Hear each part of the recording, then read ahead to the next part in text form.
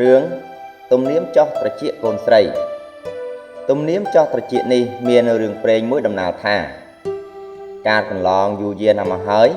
មានកដុំពីរម្នាក់ជាអ្នកមានទ្រព្យសម្បត្តិស្ដុកស្ដំមានខ្ញុំកំដរស្រីប្រុសជាច្រើនមានមាសប្រាក់កែវកងពិទូសូរកានសពបែបយ៉ាង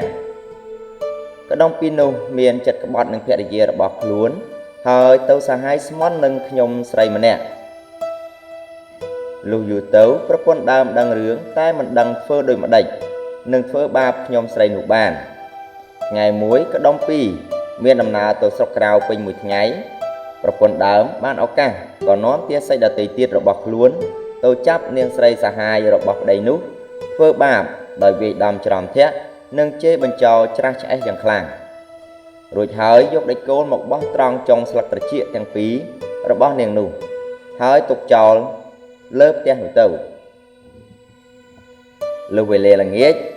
កដុំពីរត្រឡប់មកពីស្រុកក្រៅវិញឃើញដូច្នេះក៏សួរទៅនាងសាហាយនោះថា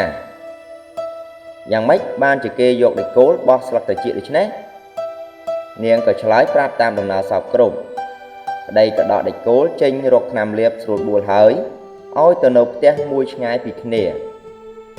ចាប់តាំងពីថ្ងៃនោះមក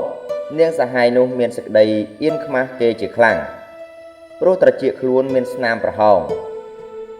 នាងចេះតែនិយាយនឹងប្តីថាឲ្យជួយធ្វើយ៉ាងណាដើម្បីឲ្យបាត់ស្នាមប្រហោងត្រចៀករបស់នាង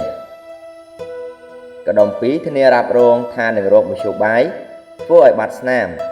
ហើយឲ្យបានល្អទៀតផងនៅយប់មួយកដុំពីរដេកសញ្ជឹងគិតឃើញថាបើអញយកមាសទៅឲ្យជាងរចនាធ្វើជាអ្វីមួយមានរបៀបដូចជាដេចគោលហើយយកមកឲ្យនាងពាក់បិទត្រង់រុនស្នាមនោះប្រហែលនឹងបានល្អលុះគិតហើយទើបកដុំពីរចាត់ឲ្យជាងធ្វើបានដូចបំណងដោយបង្គាប់ឲ្យធ្វើមានកញ្ចាំងដាំត្បូងពេជ្ររំលេចដោយក្បាច់រចនាផ្សេងយ៉ាងល្អវិចិត្រគួរឲ្យចង់បាននាងសាហាយក្រោយដែលបានពាក់ដេចគោលមានដាំត្បូងពេជ្រក៏ឃើញមានលម្អប្លែកនាំឲ្យនាងមានចិត្តរីករាយយ៉ាងក្រៃលែងលុះថ្ងៃក្រោយមក